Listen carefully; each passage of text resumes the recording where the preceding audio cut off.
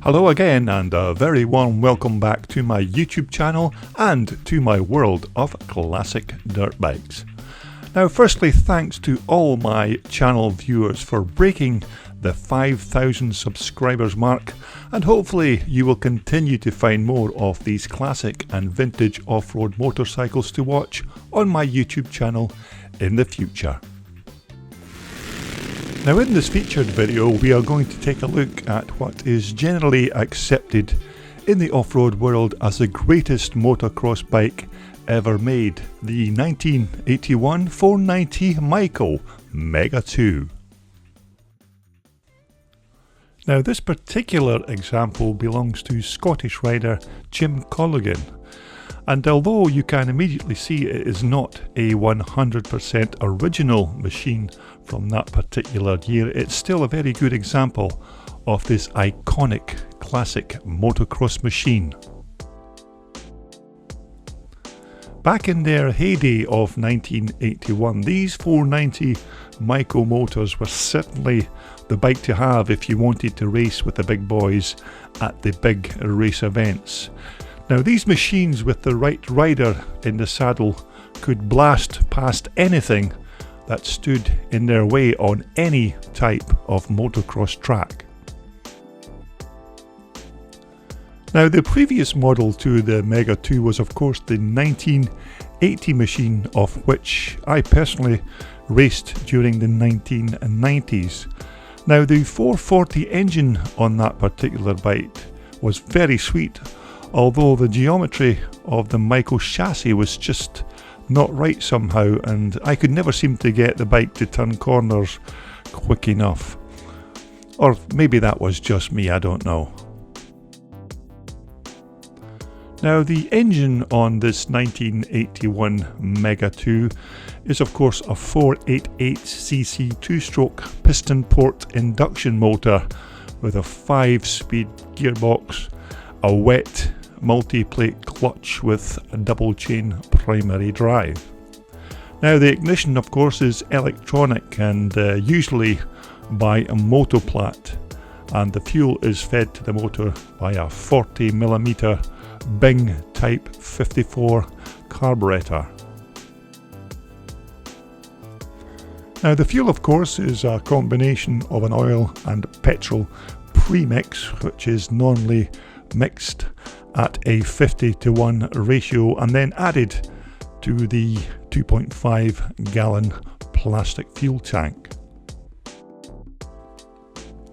Now the fuel tank of course is plastic on these particular bikes, and I always seem to have had problems with the fuel tank cap. If you tightened it too tight it would need a wrench to undo. Now Jim of course has decided to recover the seat on his particular bike and have this lovely little Scotland flag emblazoned on the side, which looks really smart.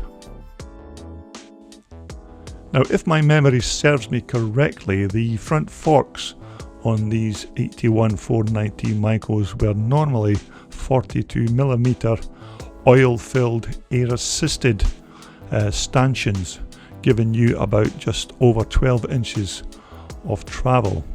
Of course also on the top of the fork stanchions were fitted Schrader valves, where you could then adjust the amount of air in the forks to either stiffen or soften the suspension according to your particular needs.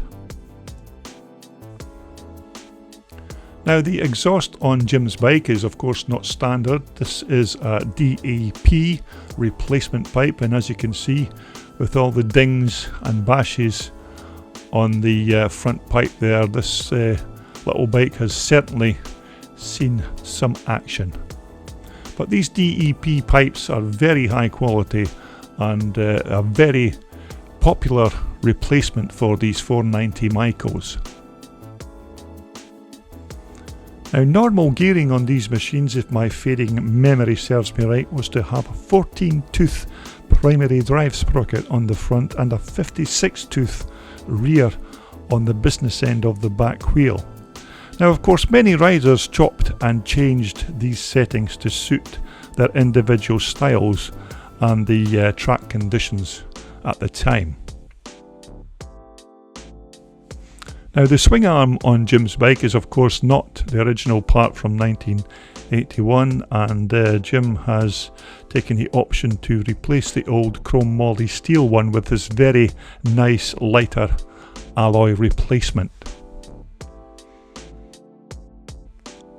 Now, the original shocks fitted to these bikes in 1981, as far as I am led to believe, are called Corticosas. Now, these were really next to useless, and some riders used to say that these were only good enough to keep the bike sitting upright in the showroom. Now, almost all 490 Maico riders throw these away into the bin for better quality items, like these top-of-the-range Olin's piggyback units fitted here on Jim's 490 machine. Now, without doubt, these 1981 490 Mega 2 Maicos were the real deal when they were launched in the early 80s.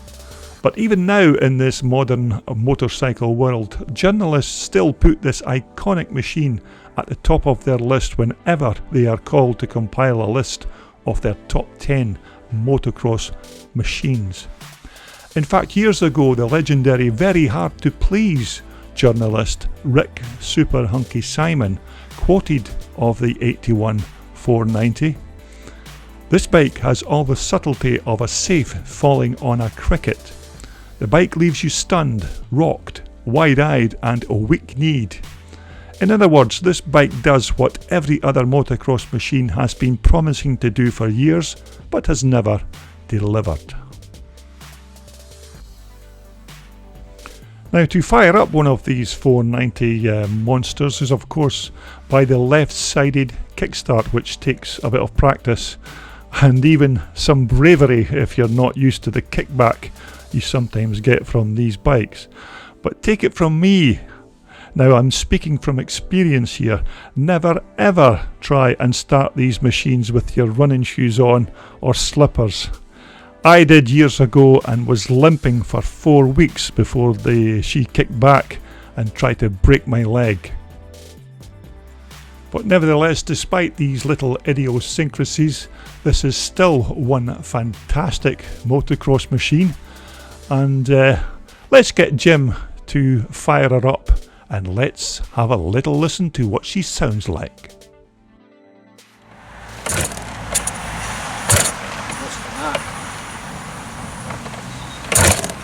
Oh, you never lose a nut. Eh? Never lose a nut.